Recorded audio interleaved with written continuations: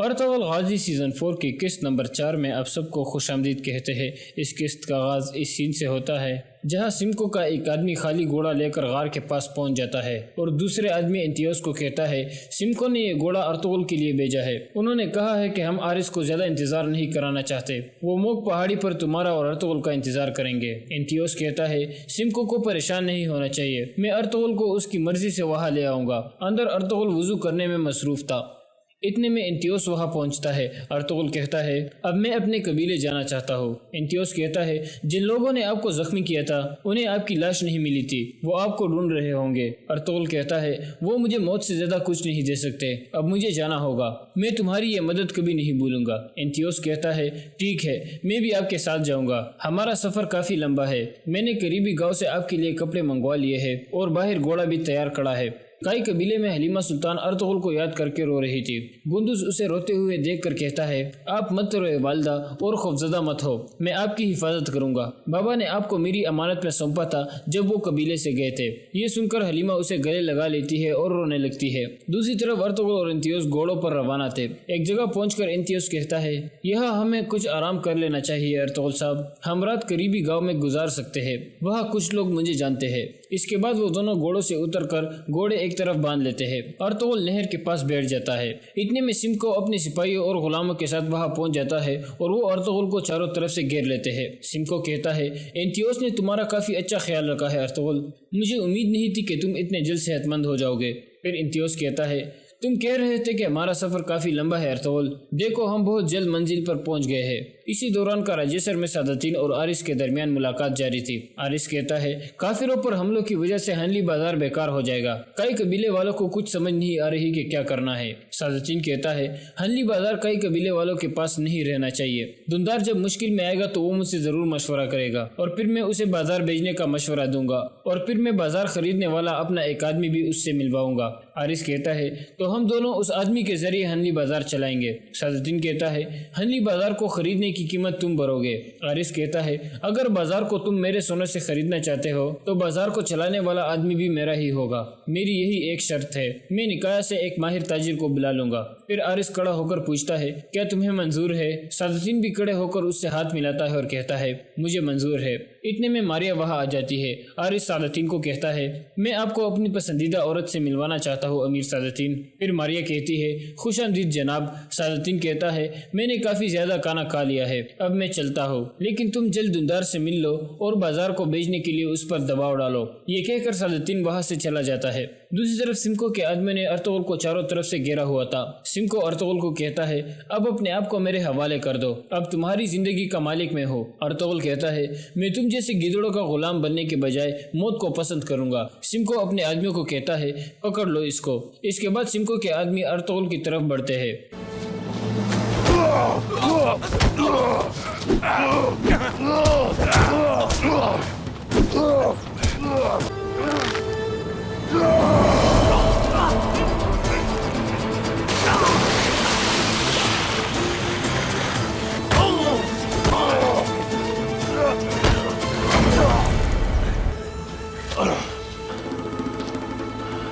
اس طرح سمکو کے آدمی ارطغرل کو قابو کرنے میں کامیاب ہو جاتے ہیں۔ دوسری طرف کاراجیسر میں آرس ماریا کو ایک ہار تحفے میں دیتے ہوئے کہتا ہے آج مجھے ایک بڑی فتح حاصل ہوئی ہے ماریا، میں آج کا دن کبھی نہیں بھولوں گا۔ ماریا کہتی ہے میرے لیے سب سے بڑا تحفہ آپ کی جیت ہے گورنر آرس۔ اتنے میں لوکس اندر داخل ہو کر کہتا ہے مہالس آیا ہے جناب۔ یہ سن کر آرس ماریا کو کہتا ہے تم ہماری کمرے میں چلی جاؤ، میں جلد وہاں آ جاؤں گا۔ ماریا وہاں سے چلی جاتی ہے۔ پھر ڈاکو مہالس اندر داخل ہوتا ہے۔ آرس اس سے کہتا ہے میں تاجروں کی قافلوں پر اور زیادہ حملے چاہتا ہوں مہالس، اپنے مزید آدمی بلا لو، تم سونے کی پرواہ بالکل مت کرنا، وہ میں دیکھ لوں گا۔ مہالس کہتا ہے جیسے آپ کا حکم جناب۔ مہالس کے جانے کے بعد آرس لوکس کو کہتا ہے سرحد پر سپاہی دگنے کر دو اور وہاں ارد گرد گھومنے والے ترکوں کو مار دو تاکہ ترکوں میں دہشت پھیل جائے، اور ہاں دندار کی طرف پیغام بھیجو کہ میں اس سے ہنلی بازار میں ملنا چاہتا ہوں۔ دوسری طرف سمکو نے دوسرے غلاموں کی طرح ارطغرل کو بھی ہتھکڑی پہنا دی تھی اور وہ بے ہوشی کی حالت میں پڑا تھا۔ سمکو کہتا ہے اب آرس کو پریشان کرنے کا وقت آ گیا ہے، قلعے میں موجود کبوتر حرکت میں آنے چاہیے۔ انتیوس کہتا ہے اگر آرس نے ہمارے خواہش کے مطابق سونا نہ دیا تو؟ سمکو کہتا ہے تو پھر سلطان علاؤدین کو پتہ چل جائے گا کہ ارطغرل کو آرس نے جال میں پھنسایا تھا۔ یہ آرس کے ڈرنے کا وقت ہے، ہمارا نہیں۔ اب تم واپس غار میں جا کر میرا انتظار کرو۔ یہ سن کر انتیوس وہاں سے چلا جاتا ہے۔ اتنے میں ارطغرل ہوش میں آ جاتا ہے۔ سمکو اسے کہتا ہے واہ ارطغرل واہ، اپنی حالت دیکھو۔ ارطغرل کہتا ہے کبھی بھی یہ مت سمجھنا کہ میں نے ہار مان لی ہے، حتیٰ کہ تم نے مجھے باندھا ہوا ہے پھر بھی میں تمہیں اپنی دانتوں سے چیر سکتا ہوں۔ سمکو کہتا ہے تو پھر میں تمہارے دانت باہر نکال لوں گا۔ ارطغرل کہتا ہے تم جیسا تاجر میرے لیے وقت کیوں ضائع کر رہا ہے؟ سمکو کہتا ہے میں تمہاری قیمت جانتا ہوں ارطغرل، میں تمہیں دوسرے غلاموں کی طرح بازار میں چند سکوں کے عوض نہیں بیچوں گا، بلکہ میں جانتا ہوں کہ تمہارا مالک کون ہے۔ ارطغرل کہتا ہے تو تم جانتے ہو کہ میرے لیے جال کس نے بچھایا تھا؟ سمکو کہتا ہے تم بہت ہوشیار ہو ارطغرل، تمہیں سب کچھ پتہ چل جائے گا جب میں تمہیں بیچوں گا۔ پھر سمکو اپنے غلاموں کو کہتا ہے کھڑے ہو جاؤ اور روانہ ہو جاؤ۔ پھر وہ ان سب کو لے کر چل پڑتے ہیں۔ ہنلی بازار میں دندار ایک تاجر سے پوچھتا ہے آپ کا کام کیسا جا رہا ہے؟ تاجر کہتا ہے قافلوں پر ڈاکوؤں کی حملوں کی وجہ سے ہمارا بہت نقصان ہوا ہے، آخر کب تک ایسا جاری رہے گا؟ دندار کہتا ہے انشاءاللہ بہت جلد یہ سب کچھ ٹھیک ہو جائے گا۔ اتنے میں ایک سپاہی اسے آ کر بتاتا ہے کہ گورنر آرس نے ایک پیغام بھجوایا ہے کہ وہ آپ سے ملنا چاہتا ہے۔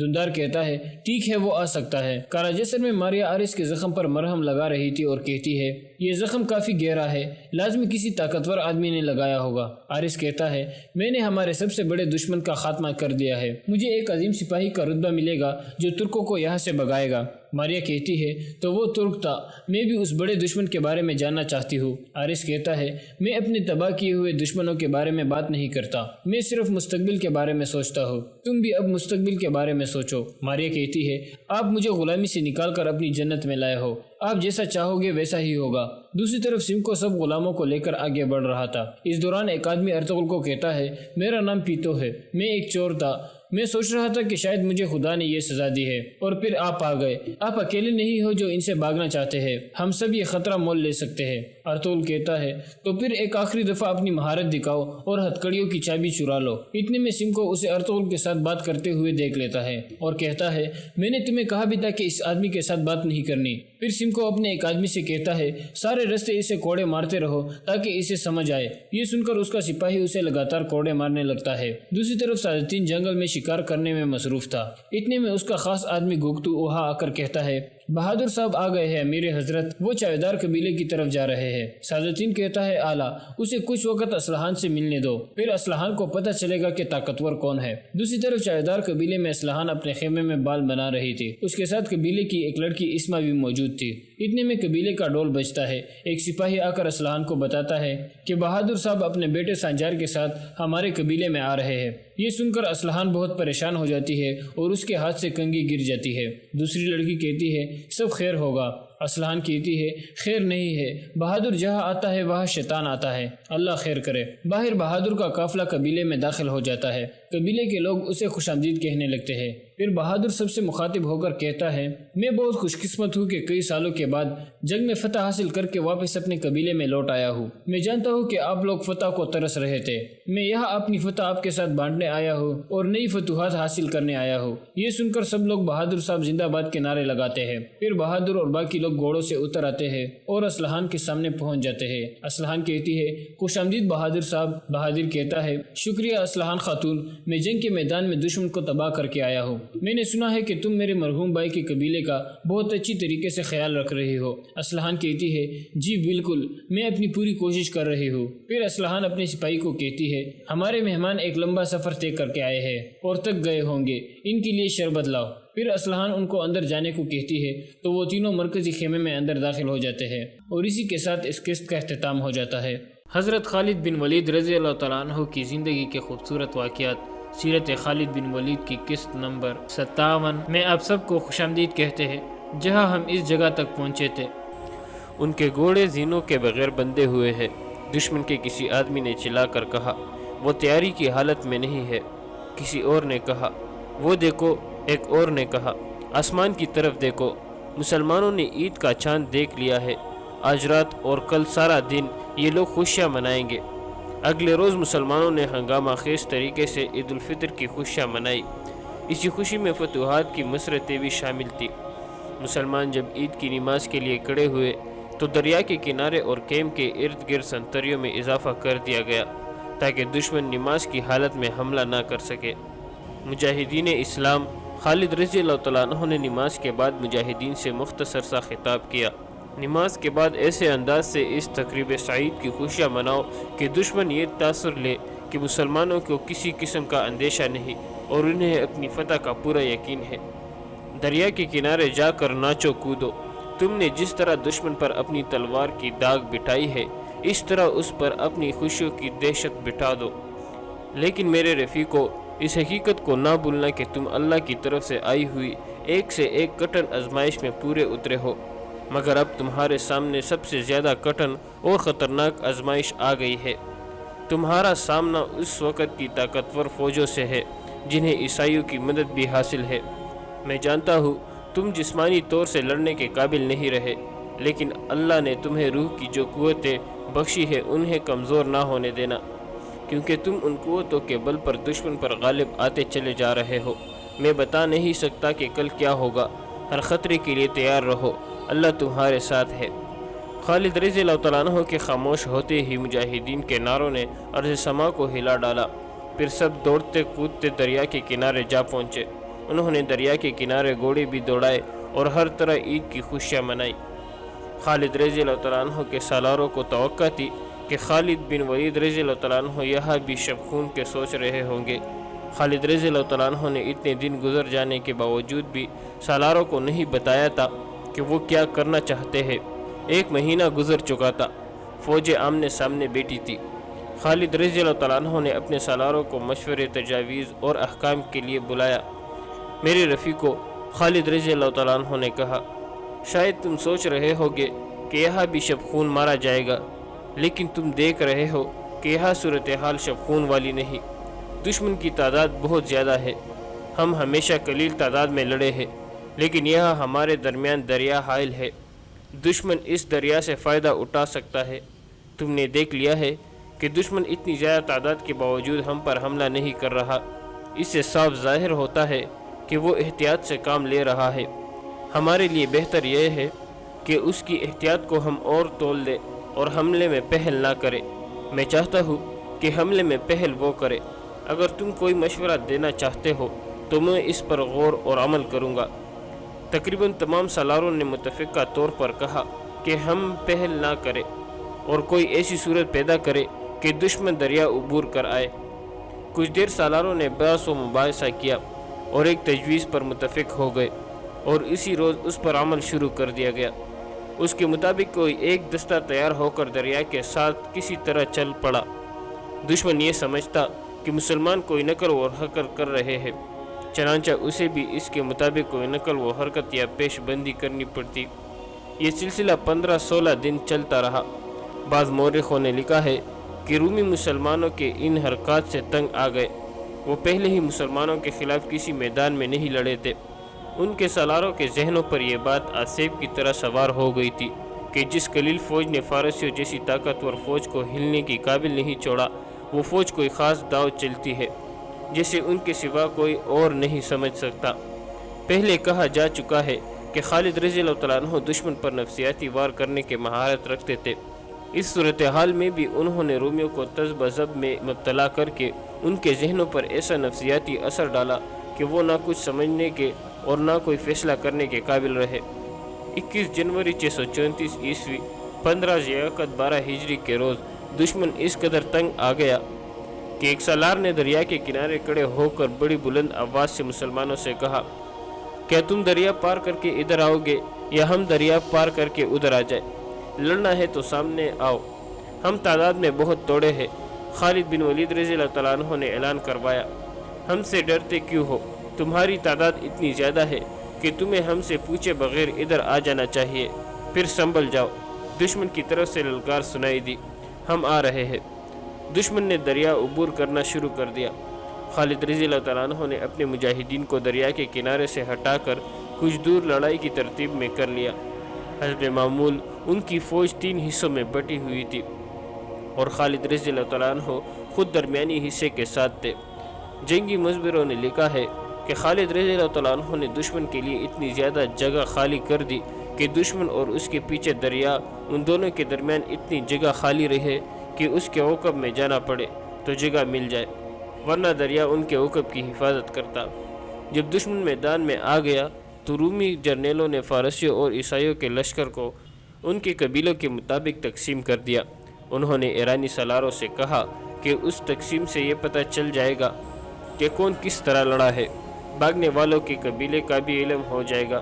یہ تقسیم اس طرح ہوئی کہ رومی الگ ہو گئے، مدائن کی فوج ان سے کچھ دور الگ ہو گئی اور عیسائیوں کے قبیلے مدائن کی فوج سے الگ، اور ہر قبیلہ ایک دوسرے سے الگ الگ ہو گیا۔ رومی جرنیلوں نے مورخوں کے مطابق یہ تقسیم اس لیے بھی کی تھی کہ مسلمانوں کو بھی اس تقسیم کے مطابق اپنی تقسیم کرنی پڑے گی، جس کے نتیجے میں وہ بکھر جائیں گے اور انہیں آسانی سے شکست دی جا سکے گی۔ میرے رفیقو، خالد رضی اللہ تعالیٰ عنہ نے دشمن کو اس طرح تقسیم ہوتے دیکھ کر اپنے سالاروں کو بلایا اور ان سے کہا، خدا کی قسم دشمن احمق ہے یا ہمیں احمق سمجھتا ہے؟ کیا تم نہیں دیکھ رہے کہ دشمن نے اپنی جمعیت کو کس طرح بکیر دیا ہے؟ دشمن نے ہمارے لیے مشکل پیدا کر دی ہے۔ ابن ولید سالار کعکا بن عمرو نے کہا، اس کے مطابق ہمیں بھی کرنا پڑے گا، پھر ایک ایک کا مقابلہ 10-10 کے ساتھ ہوگا۔ دماغوں کو روشنی دینے والا اللہ ہے۔ خالد رضی اللہ تعالیٰ عنہ نے کہا، ہم آمنے سامنے کی لڑائی نہیں لڑیں گے، سوار دستوں کے سالار سن لے۔ فوراً سوار 2 حصوں میں تقسیم ہو کر دشمن کے دائیں اور بائیں چلے جائے، پیادے بھی ان کے ساتھ رہے اور دائیں اور بائیں پہنچ کر عقب میں جانے کی کوشش کرے۔ میں اپنے دستوں کے ساتھ دشمن کے سامنے رہوں گا۔ دشمن پر ہر طرف سے شدید حملہ کر دو۔ دشمن ابھی لڑائی کے لیے تیار نہیں ہوا، چاروں طرف سے دشمن پر ایسا حملہ کرو کہ اس کی تقسیم درہم برہم ہو جائے۔ اللہ کا نام لو اور نکل جاؤ۔ رومی، ایرانی اور عیسائی تقسیم تو ہو گئے تھے لیکن ابھی لڑائی کے لیے تیار نہیں ہوئے تھے۔ خالد رضی اللہ تعالیٰ عنہ کے اشارے پر مسلمانوں نے ہر طرف سے حملہ کر دیا۔ دشمن پر جب حملے کے ساتھ ہر طرف سے تیر برسنے لگے تو اس کے بٹے ہوئے حصے اندر کی طرف ہونے لگے اور ہوتے ہوتے وہ ہجوم کی صورت میں یکجا ہو گئے۔ مسلمان سواروں نے تھوڑی سی تعداد میں ہوتے ہوئے اتنے کثیر دشمن کو گھیرے میں لے لیا۔ دشمن کی حالت ایک گنے ہجوم کی سی ہو گئی جس سے گھوڑوں کی گھومنے پھرنے کے لیے جگہ نہیں رہی۔ ایرانی اور عیسائی پہلے ہی مسلمانوں سے ڈرے ہوئے تھے، وہ چپنے یا پیچھے ہٹنے کے انداز سے رومی دستوں کے اندر چلے گئے اور انہیں حرکت کے قابل نہ چھوڑا۔ مسلمان سواروں نے دوڑتے گھوڑوں سے دشمن کے اس ہجوم پر تیر برسائے جیسے دشمن کی اتنی بڑی تعداد اور زیادہ سمٹ گئی۔ اس کیفیت میں پیادہ مجاہدین نے حلہ بول دیا۔ حکم سے حملہ ایک سوار دستے نے کیا۔ خالد رضی اللہ تعالیٰ عنہ نے اپنے تمام سوار دستوں کو ایک ہی بار حملے میں نہ بونک دیا، دستے باری باری حملے کرتے تھے۔ خالد رضی اللہ تعالیٰ عنہ نے ایسی چال چلی تھی کہ لڑائی کی صورت لڑائی کی نہ رہی، بلکہ یہ رومیوں آتش پرستوں اور عیسائیوں کا قتل عام تھا۔ رومیوں نے دفاعی لڑائی لڑنے کی کوشش کی لیکن میدان اس کے زخمیوں اور اس کی لاشوں سے بھر گیا۔ سپاہیوں کا حوصلہ ٹوٹ گیا اور وہ میدان سے بھاگنے لگے۔ پیچھے جاؤ، خالد رضی اللہ تعالیٰ عنہ نے حکم دیا، ان کے پیچھے جاؤ، کوئی زندہ بچ کر نہ جائے۔ مجاہدین نے تعاقب کر کے بھاگنے والوں کو تیروں اور برچوں سے ختم کیا اور معرکہ ختم ہو گیا۔ تقریباً تمام مورخوں نے لکھا ہے کہ اس معرکے میں 1,00,000 رومی، ایرانی اور عیسائی مارے گئے تھے۔ ایک بڑی تعداد فوج ختم ہو گئی۔ مسلمانوں کی تعداد 15,000 سے زیادہ نہیں تھی۔ خالد رضی اللہ تعالیٰ عنہ 10 روز وہی رہے۔ انہوں نے بڑی تیزی سے وہاں کا انتظام ڈھانچہ مکمل کیا۔ ایک دستہ وہاں چھوڑا اور 31 جنوری 634 عیسوی 25 ذی القعدہ 12 ہجری کے روز لشکر کو ہیرا کی طرف کوچ کا حکم دیا۔ کیا تم دیکھ نہیں رہے؟ ابن ولید چپ سا ہو گیا ہے۔ ایک سالار اپنے ساتھی سالار سے کہہ رہا تھا، خدا کی قسم میں نہیں مانوں گا کہ ابن ولید تک گیا ہے یا مسلسل معرکوں سے اکتا گیا ہے، اور میں یہ بھی نہیں مانوں گا کہ ابن ولید ڈر گیا ہے۔ کہ وہ اپنے مستقر سے اتنی دور دشمن ملک کے اندر آ گیا ہے۔ دوسرے سالار نے کہا، لیکن میں اسے کسی سوچ میں ڈوبا ہوا ضرور دیکھ رہا ہوں۔ ہاں، وہ کچھ اور سوچ رہا ہے۔ پوچھ نہ لے، ہم نہیں پوچھیں گے تو اور کون پوچھے گا؟ خالد رضی اللہ تعالیٰ عنہ سوچ میں ڈوبے ہی جایا کرتے تھے۔ یہ ایک معرکے کی فراغت کے بعد اگلے معرکے کی سوچ ہوتی تھی۔ وہ سوچ سمجھ کر اور تمام تر دماغی قوتوں کو بروئے کار لا کر لڑا کرتے تھے۔ دشمن کے پاس بے پناہ جنگی قوت تھی۔ وہ گہری سوچ کے بغیر اپنی فوج کی برتری اور افراد کے بل بوتے پر بھی لڑ سکتا تھا۔ مسلمان ایسا خطرہ مول نہیں لے سکتے تھے۔ ان کی تعداد کسی بھی معرکے میں 18,000 سے زیادہ نہیں تھی۔ ان کی تعداد 15 اور 18,000 کے درمیان رہتی تھی۔ ایک ایک مجاہد کا مقابلہ 3 سے 6 کفار سے ہوتا تھا، لہٰذا انہیں عقل اور ہوشمندی کی جنگ لڑنی پڑتی تھی۔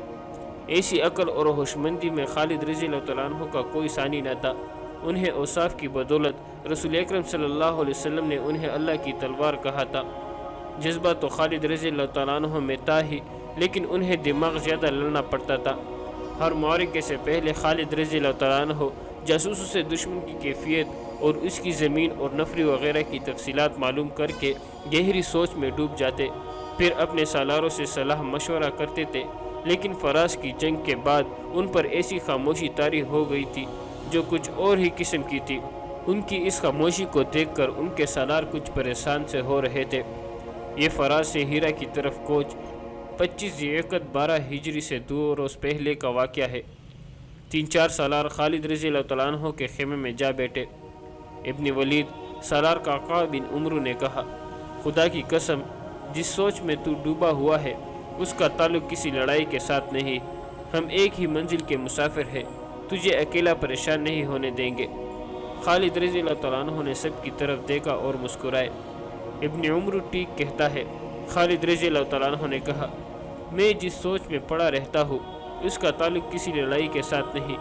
کچھ ہمیں بھی بتا ابن ولید، ایک اور سالار نے کہا، خدا کی قسم، تو پسند نہیں کرے گا کہ ہم سب تجھے دیکھ دیکھ کر پریشان ہوتے رہے؟ نہیں پسند کروں گا۔ خالد رضی اللہ تعالیٰ عنہ نے کہا، تم میں سے کوئی بھی پریشان ہوگا تو یہ مجھے ناپسند ہوگا۔ میں کسی لڑائی کے لیے کبھی پریشان نہیں ہوا۔ 3 دشمنوں کی فوجیں مل کر ہمارے خلاف آئی، میں پریشان نہیں ہوا۔ میں نے خلیفۃ المسلمین کی خلاف ورزی کرتے ہوئے رومیوں کو جا للکارا۔ میں نے ایک خطرہ مول لیا تھا، میں پریشان نہیں ہوا۔ مجھے ہر میدان میں اور ہر مشکل میں اللہ نے روشنی دکھائی ہے، اور تمہیں اللہ نے ہمت دی ہے کہ تم اتنے جرری دشمن پر غالب آئے۔ اب میری پریشانی یہ ہے کہ میں فرائض حج ادا کرنا چاہتا ہوں، لیکن تم دیکھ رہے ہو کہ میں کہاں ہوں اور میری ذمہ داریاں کیا ہے۔ کیا میں اس فرض کو چھوڑ کر حج کا فرض ادا کر سکتا ہوں؟ نہیں کر سکتا میرے رفیقو، لیکن میرا دل میرے قابو سے باہر ہو گیا ہے۔ خدا کی قسم، یہ میری روح کی آواز ہے کہ ولید کے بیٹے، کیا تجھے یقین ہے کہ تو اگلے حج تک زندہ رہے گا؟ مجھے یقین نہیں میرے رفیقو۔ ہم نے جن دشمنوں کو شکستیں دی ہے ان کی جنگی طاقت تم نے دیکھ لی ہے، اور تم نے یہ بھی دیکھ لیا ہے کہ تمام قبیلے فوراً ان سے جا ملتے ہیں۔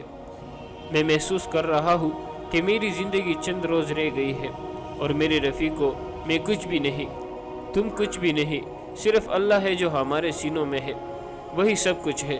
پھر میں کیوں نہ اس کے حضور، اس کے عظیم گھر میں جا کر سجدہ کروں؟ کیا تم مجھے اجازت دو گے کہ میں اپنی طرف سے تم سب کی طرف سے اور ہر ایک مجاہد کی طرف سے خانہ کعبہ جا کر اللہ کے حضور شکر ادا کروں؟ بے شک، بے شک، ایک سالار نے کہا، کون رد کر سکتا ہے اس جذبے کو اور اس خواہش کو جو تو نے بیان کی ہے؟ لیکن تو حج پر جائے گا کیسے ابن ولید؟ مسنہ بن حارثہ نے پوچھا۔ پیچھے کچھ ہو گیا تو؟ میں کسی لڑائی میں مارا جاؤں گا تو خدا کی قسم تم یہ نہیں سوچو گے کہ اب کیا ہوگا۔ خالد رضی اللہ تعالیٰ عنہ نے کہا، کیا میرے نہ ہونے سے تمہارے حوصلے ٹوٹ جائیں گے؟ نہیں نہیں، ایسا نہیں ہوگا، رب کعبہ کی قسم ایسا نہیں ہوگا۔ قعقاع بن عمرو نے کہا، ہم میں سے کوئی ایک بھی زندہ ہوگا تو وہ اسلام کے پرچم کو گرنے نہیں دے گا۔ یوں کر ابن ولید، آج ہی قاصد کو روانہ کر دے کہ وہ امیر المومنین سے اجازت لے آئے کہ تو حج پر جا سکتا ہے۔ جس سوچ نے مجھے پریشان کر رکھا ہے یہی وہ سوچ ہے۔ خالد رضی اللہ تعالیٰ عنہ نے مسکرا کر کہا، میں جانتا ہوں امیر المومنین اجازت نہیں دیں گے، انہیں یہاں کے حالات کا علم ہے، اگر وہ اجازت دے بھی دے تو یہ خطرہ پیدا ہو جائے گا کہ دشمن کو پتہ چل جائے گا کہ ابن ولید چلا گیا ہے۔ ان کے گھوڑے زینوں کے بغیر بندھے ہوئے ہیں۔ دشمن کے کسی آدمی نے چلا کر کہا، وہ تیاری کی حالت میں نہیں ہے۔ کسی اور نے کہا، وہ دیکھو۔ ایک اور نے کہا، آسمان کی طرف دیکھو۔ مسلمانوں نے عید کا چاند دیکھ لیا ہے۔ آج رات اور کل سارا دن یہ لوگ خوشیاں منائیں گے۔ اگلے روز مسلمانوں نے ہنگامہ خیز طریقے سے عید الفطر کی خوشیاں منائی۔ اسی خوشی میں فتوحات کی مسرتیں بھی شامل تھی۔ مسلمان جب عید کی نماز کے لیے کھڑے ہوئے تو دریا کے کنارے اور کیمپ کے ارد گرد سنتریوں میں اضافہ کر دیا گیا تاکہ دشمن نماز کی حالت میں حملہ نہ کر سکے۔ مجاہدین اسلام خالد رضی اللہ تعالیٰ عنہ نے نماز کے بعد مجاہدین سے مختصر سا خطاب کیا۔ نماز کے بعد ایسے انداز سے اس تقریب سعید کی خوشیاں مناؤ کہ دشمن یہ تاثر لے کہ مسلمانوں کو کسی قسم کا اندیشہ نہیں اور انہیں اپنی فتح کا پورا یقین ہے۔ دریا کے کنارے جا کر ناچو کودو۔ تم نے جس طرح دشمن پر اپنی تلوار کی داغ بٹھائی ہے اس طرح اس پر اپنی خوشیوں کی دہشت بٹھا دو۔ لیکن میرے رفیقو، اس حقیقت کو نہ بھولنا کہ تم اللہ کی طرف سے آئی ہوئی ایک سے ایک کٹن آزمائش میں پورے اترے ہو، مگر اب تمہارے سامنے سب سے زیادہ کٹن اور خطرناک آزمائش آ گئی ہے۔ تمہارا سامنا اس وقت کی طاقتور فوجوں سے ہے جنہیں عیسائیوں کی مدد بھی حاصل ہے۔ میں جانتا ہوں تم جسمانی طور سے لڑنے کے قابل نہیں رہے، لیکن اللہ نے تمہیں روح کی جو قوتیں بخشی ہے انہیں کمزور نہ ہونے دینا، کیونکہ تم ان قوتوں کے بل پر دشمن پر غالب آتے چلے جا رہے ہو۔ میں بتا نہیں سکتا کہ کل کیا ہوگا، ہر خطرے کے لیے تیار رہو، اللہ تمہارے ساتھ ہے۔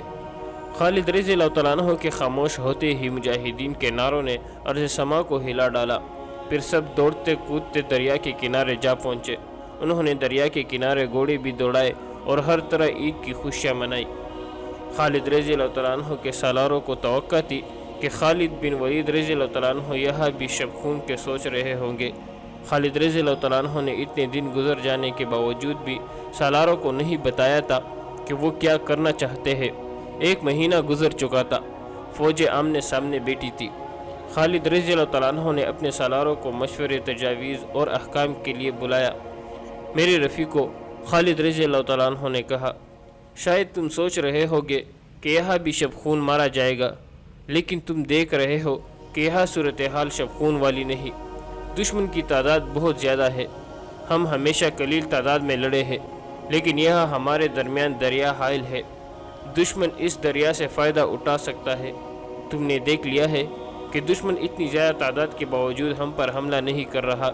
اس سے صاف ظاہر ہوتا ہے کہ وہ احتیاط سے کام لے رہا ہے۔ ہمارے لیے بہتر یہ ہے کہ اس کی احتیاط کو ہم اور تول دیں اور حملے میں پہل نہ کرے۔ میں چاہتا ہوں کہ حملے میں پہل وہ کرے۔ اگر تم کوئی مشورہ دینا چاہتے ہو تو میں اس پر غور اور عمل کروں گا۔ تقریباً تمام سالاروں نے متفقہ طور پر کہا کہ ہم پہل نہ کریں اور کوئی ایسی صورت پیدا کرے کہ دشمن دریا عبور کر آئے۔ کچھ دیر سالاروں نے بحث و مباحثہ کیا اور ایک تجویز پر متفق ہو گئے اور اسی روز اس پر عمل شروع کر دیا گیا۔ اس کے مطابق کوئی ایک دستہ تیار ہو کر دریا کے ساتھ کسی طرح چل پڑا۔ دشمن یہ سمجھتا کہ مسلمان کوئی نقل و حرکت کر رہے ہیں، چنانچہ اسے بھی اس کے مطابق کوئی نقل و حرکت یا پیش بندی کرنی پڑتی۔ یہ سلسلہ 15-16 دن چلتا رہا۔ بعض مورخوں نے لکھا ہے کہ رومی مسلمانوں کے ان حرکات سے تنگ آ گئے۔ وہ پہلے ہی مسلمانوں کے خلاف کسی میدان میں نہیں لڑے تھے۔ ان کے سالاروں کے ذہنوں پر یہ بات آسیب کی طرح سوار ہو گئی تھی کہ جس قلیل فوج نے فارسیوں جیسی طاقتور فوج کو ہلنے کی قابل نہیں چھوڑا، وہ فوج کوئی خاص داؤ چلتی ہے جسے ان کے سوا کوئی اور نہیں سمجھ سکتا۔ پہلے کہا جا چکا ہے کہ خالد رضی اللہ تعالیٰ عنہ دشمن پر نفسیاتی وار کرنے کے مہارت رکھتے تھے۔ اس صورتحال میں بھی انہوں نے رومیوں کو تذب ذب میں مبتلا کر کے ان کے ذہنوں پر ایسا نفسیاتی اثر ڈالا کہ وہ نہ کچھ سمجھنے کے اور نہ کوئی فیصلہ کرنے کے قابل رہے۔ 21 جنوری 634 عیسوی 15 ذی القعدہ 12 ہجری کے روز دشمن اس قدر تنگ آ گیا کہ ایک سالار نے دریا کے کنارے کھڑے ہو کر بڑی بلند آواز سے مسلمانوں سے کہا، کیا تم دریا پار کر کے ادھر آؤ گے یا ہم دریا پار کر کے ادھر آ جائے؟ لڑنا ہے تو سامنے آؤ، ہم تعداد میں بہت توڑے ہیں۔ خالد بن ولید رضی اللہ تعالیٰ عنہ نے اعلان کروایا، ہم سے ڈرتے کیوں ہو؟ تمہاری تعداد اتنی زیادہ ہے کہ تمہیں ہم سے پوچھے بغیر ادھر آ جانا چاہیے، پھر سنبھل جاؤ۔ دشمن کی طرف سے للکار سنائی دی، ہم آ رہے ہیں۔ دشمن نے دریا عبور کرنا شروع کر دیا۔ خالد رضی اللہ تعالیٰ عنہ نے اپنے مجاہدین کو دریا کے کنارے سے ہٹا کر کچھ دور لڑائی کی ترتیب میں کر لیا۔ حسب معمول ان کی فوج 3 حصوں میں بٹی ہوئی تھی اور خالد رضی اللہ تعالیٰ عنہ خود درمیانی حصے کے ساتھ تھے۔ جنگی مصبروں نے لکھا ہے کہ خالد رضی اللہ تعالیٰ عنہ نے دشمن کے لیے اتنی زیادہ جگہ خالی کر دی کہ دشمن اور اس کے پیچھے دریا، ان دونوں کے درمیان اتنی جگہ خالی رہے کہ اس کے عقب میں جانا پڑے تو جگہ مل جائے، ورنہ دریا ان کے عقب کی حفاظت کرتا۔ جب دشمن میدان میں آ گیا تو رومی جرنیلوں نے فارسیوں اور عیسائیوں کے لشکر کو ان کے قبیلوں کے مطابق تقسیم کر دیا۔ انہوں نے ایرانی سالاروں سے کہا کہ اس تقسیم سے یہ پتہ چل جائے گا کہ کون کس طرح لڑا ہے، بھاگنے والوں کے قبیلے کا بھی علم ہو جائے گا۔ یہ تقسیم اس طرح ہوئی کہ رومی الگ ہو گئے، مدائن کی فوج ان سے کچھ دور الگ ہو گئی، اور عیسائیوں کے قبیلے مدائن کی فوج سے الگ، اور ہر قبیلہ ایک دوسرے سے الگ الگ ہو گیا۔ رومی جرنیلوں نے مورخوں کے مطابق یہ تقسیم اس لیے بھی کی تھی کہ مسلمانوں کو بھی اس تقسیم کے مطابق اپنی تقسیم کرنی پڑے گی، جس کے نتیجے میں وہ بکھر جائیں گے اور انہیں آسانی سے شکست دی جا سکے گی۔ میرے رفیقو، خالد رضی اللہ تعالیٰ عنہ نے دشمن کو اس طرح تقسیم ہوتے دیکھ کر اپنے سالاروں کو بلایا اور ان سے کہا، خدا کی قسم دشمن احمق ہے یا ہمیں احمق سمجھتا ہے؟ کیا تم نہیں دیکھ رہے کہ دشمن نے اپنی جمعیت کو کس طرح بکیر دیا ہے؟ دشمن نے ہمارے لیے مشکل پیدا کر دی ہے۔ ابن ولید سالار کعب بن عمر نے کہا، اس کے مطابق ہمیں بھی کرنا پڑے گا، پھر ایک ایک کا مقابلہ 10-10 کے ساتھ ہوگا۔ دماغوں کو روشنی دینے والا اللہ ہے۔ خالد رضی اللہ تعالیٰ عنہ نے کہا، ہم آمنے سامنے کی لڑائی نہیں لڑیں گے۔ سوار دستوں کے سالار سن لے۔ فوراً سوار 2 حصوں میں تقسیم ہو کر دشمن کے دائیں اور بائیں چلے جائے، پیادے بھی ان کے ساتھ رہے اور دائیں اور بائیں پہنچ کر عقب میں جانے کی کوشش کرے۔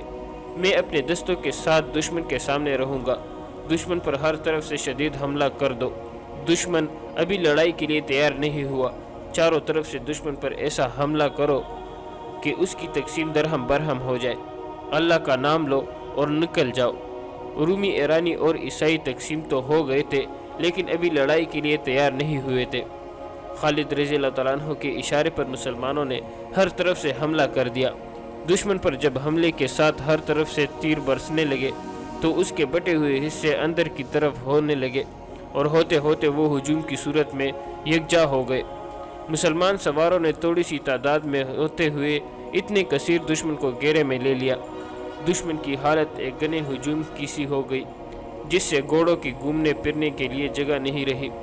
ایرانی اور عیسائی پہلے ہی مسلمانوں سے ڈرے ہوئے تھے، وہ چپنے یا پیچھے ہٹنے کے انداز سے رومی دستوں کے اندر چلے گئے اور انہیں حرکت کے قابل نہ چھوڑا۔ مسلمان سواروں نے دوڑتے گھوڑوں سے دشمن کے اس ہجوم پر تیر برسائے، جیسے دشمن کی اتنی بڑی تعداد اور زیادہ سمٹ گئی۔ اس کیفیت میں پیادہ مجاہدین نے ہلہ بول دیا۔ حکم سے حملہ ایک سوار دستے نے کیا۔ خالد رضی اللہ تعالیٰ عنہ نے اپنے تمام سوار دستوں کو ایک ہی بار حملے میں نہ بونک دیا، دستے باری باری حملے کرتے تھے۔ خالد رضی اللہ تعالیٰ عنہ نے ایسی چال چلی تھی کہ لڑائی کی صورت لڑائی کی نہ رہی، بلکہ یہ رومیوں آتش پرستوں اور عیسائیوں کا قتل عام تھا۔ رومی الگ ہو گئی اور عیسائیوں کے قبیلے مدائن کی فوج سے الگ، اور ہر قبیلہ ایک دوسرے سے الگ الگ ہو گیا۔ رومی جرنیلوں نے مورخوں کے مطابق یہ تقسیم اس لیے بھی کی تھی کہ مسلمانوں کو بھی اس تقسیم کے مطابق اپنی تقسیم کرنی پڑے گی، جس کے نتیجے میں وہ بکھر جائیں گے اور انہیں آسانی سے شکست دی جا سکے گی۔ میرے رفیقو، خالد رضی اللہ تعالیٰ عنہ نے دشمن کو اس طرح تقسیم ہوتے دیکھ کر اپنے سالاروں کو بلایا اور ان سے کہا، خدا کی قسم دشمن احمق ہے یا ہمیں احمق سمجھتا ہے؟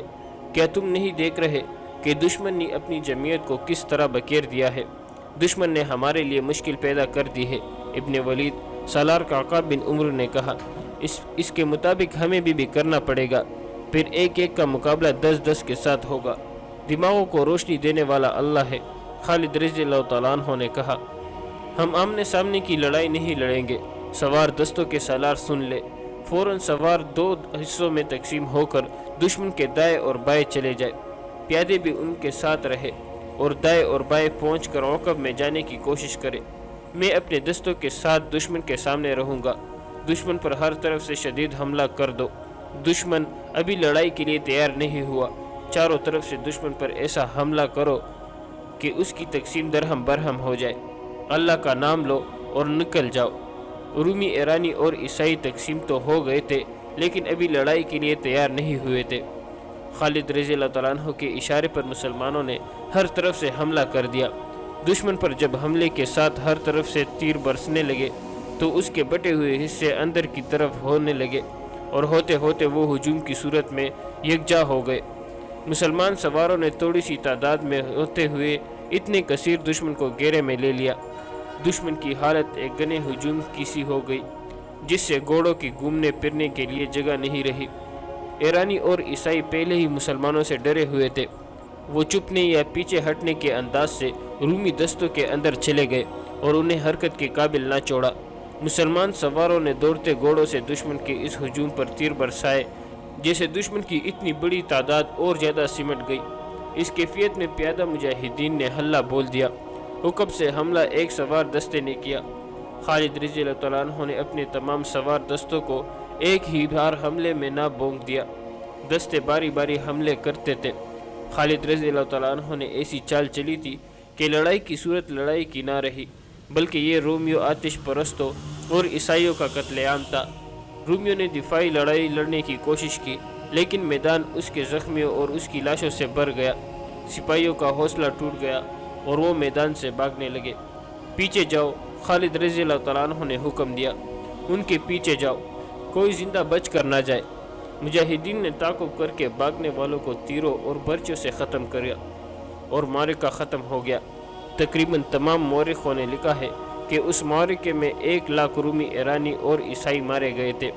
ایک بڑی تعداد فوج ختم ہو گئی۔ مسلمانوں کی تعداد 15,000 سے زیادہ نہیں تھی۔ خالد رضی اللہ تعالیٰ عنہ 10 روز وہی رہے۔ انہوں نے بڑی تیزی سے وہاں کا انتظام ڈھانچہ مکمل کیا۔ ایک دستہ وہاں چھوڑا اور 31 جنوری 634 عیسوی 25 ذی القعدہ 12 ہجری کے روز لشکر کو ہیرا کی طرف کوچ کا حکم دیا۔ کیا تم دیکھ نہیں رہے؟ ابن ولید چپ سا ہو گیا ہے۔ ایک سالار اپنے ساتھی سالار سے کہہ رہا تھا، خدا کی قسم میں نہیں مانوں گا کہ ابن ولید تک گیا ہے یا مسلسل معرکوں سے اکتا گیا ہے، اور میں یہ بھی نہیں مانوں گا کہ ابن ولید ڈر گیا ہے کہ وہ اپنے مستقر سے اتنی دور دشمن ملک کے اندر آ گیا ہے۔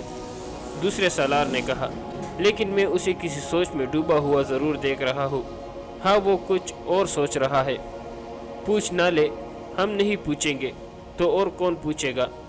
خالد رضی اللہ تعالیٰ عنہ سوچ میں ڈوبے ہی جایا کرتے تھے۔ یہ ایک معرکے کی فراغت کے بعد اگلے معرکے کی سوچ ہوتی تھی۔ وہ سوچ سمجھ کر اور تمام تر دماغی قوتوں کو بروئے کار لا کر لڑا کرتے تھے۔ دشمن کے پاس بے پناہ جنگی قوت تھی۔ وہ گہری سوچ کے بغیر اپنی فوج کی برتری اور افراد کے بل بوتے پر بھی لڑ سکتا تھا۔ مسلمان ایسا خطرہ مول نہیں لے سکتے تھے۔ ان کی تعداد کسی بھی معرکے میں 18,000 سے زیادہ نہیں تھی۔ ان کی تعداد 15 اور 18,000 کے درمیان رہتی تھی۔ ایک ایک مجاہد کا مقابلہ 3 سے 6 کفار سے ہوتا تھا، لہٰذا انہیں عقل اور ہوشمندی کی جنگ لڑنی پڑتی تھی۔ ایسی عقل اور ہوشمندی میں خالد رضی اللہ تعالیٰ عنہ کا کوئی ثانی نہ تھا۔ انہیں اوصاف کی بدولت رسول اکرم صلی اللہ علیہ وسلم نے انہیں اللہ کی تلوار کہا تھا۔ جذبہ تو خالد رضی اللہ تعالیٰ عنہ میں تھا ہی، لیکن انہیں دماغ زیادہ لڑنا پڑتا تھا۔ ہر معرکے سے پہلے خالد رضی اللہ تعالیٰ عنہ جاسوسوں سے دشمن کی کیفیت اور اس کی زمین اور نفری وغیرہ کی تفصیلات معلوم کر کے گہری سوچ میں ڈوب جاتے، پھر اپنے سالاروں سے صلاح مشورہ کرتے تھے۔ لیکن فراز کی جنگ کے بعد ان پر ایسی خاموشی طاری ہو گئی تھی جو کچھ اور ہی قسم کی تھی۔ ان کی اس خاموشی کو دیکھ کر ان کے سالار کچھ پریشان سے ہو رہے تھے۔ یہ فراز سے ہیرا کی طرف کوچ 25 ذی القعدہ 12 ہجری سے 2 روز پہلے کا واقعہ ہے۔ 3-4 سالار خالد رضی اللہ تعالیٰ عنہ کے خیمے میں جا بیٹھے۔ ابن ولید سالار قعقاع بن عمرو نے کہا، خدا کی قسم جس سوچ میں تو ڈوبا ہوا ہے اس کا تعلق کسی لڑائی کے ساتھ نہیں۔ ہم ایک ہی منزل کے مسافر ہیں، تجھے اکیلا پریشان نہیں ہونے دیں گے۔ खालिद रज़ी अल्लाह तआला अन्हु ने सब की तरफ देखा और मुस्कुराए। इब्न उम्र ठीक कहता है, खालिद रज़ी अल्लाह तआला अन्हु ने कहा, मैं जिस सोच में पड़ा रहता हूँ उसका ताल्लुक किसी लड़ाई के साथ नहीं। कुछ हमें भी बता इब्न वलीद। एक और सालार ने कहा, खुदा की कसम तू पसंद नहीं करेगा कि हम सब तुझे देख देख कर परेशान होते रहे। नहीं पसंद करूँगा। खालिद रज़ी अल्लाह तआला अन्हु ने कहा, तुम में से कोई भी परेशान होगा तो ये मुझे नापसंद होगा। मैं किसी लड़ाई के लिए कभी परेशान नहीं हुआ। तीन दुश्मनों की फ़ौजें मिलकर हमारे खिलाफ आई, मैं परेशान नहीं हुआ। मैंने खलीफतुल मुस्लिमीन की खिलाफ वर्जी करते हुए रोमियों को जा ललकारा। मैंने एक ख़तरा मोल लिया था, मैं परेशान नहीं हुआ। मुझे हर मैदान में और हर मुश्किल में अल्लाह ने रोशनी दिखाई है और तुम्हें अल्लाह ने हिम्मत दी है कि तुम इतने जर्री दुश्मन पर गालिब आए।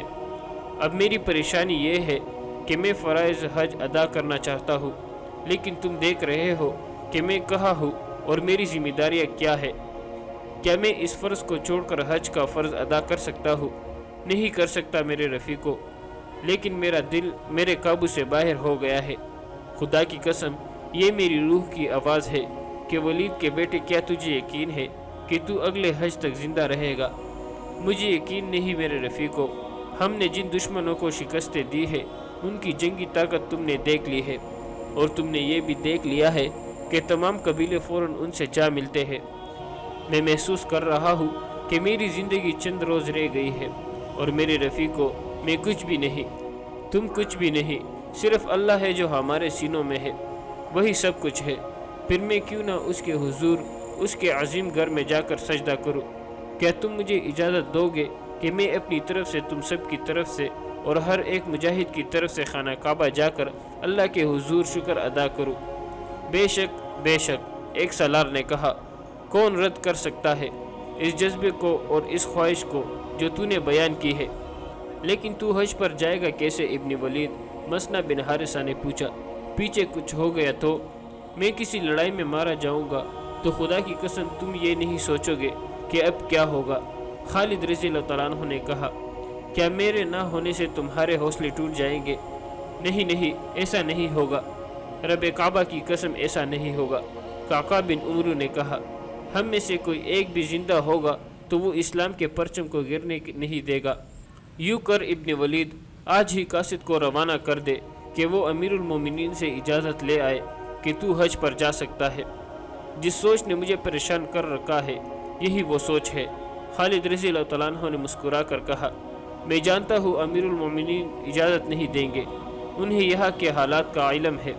अगर वो इजाज़त दे भी दे तो ये ख़तरा पैदा हो जाएगा कि दुश्मन को पता चल जाएगा कि इब्न वलीद चला गया है।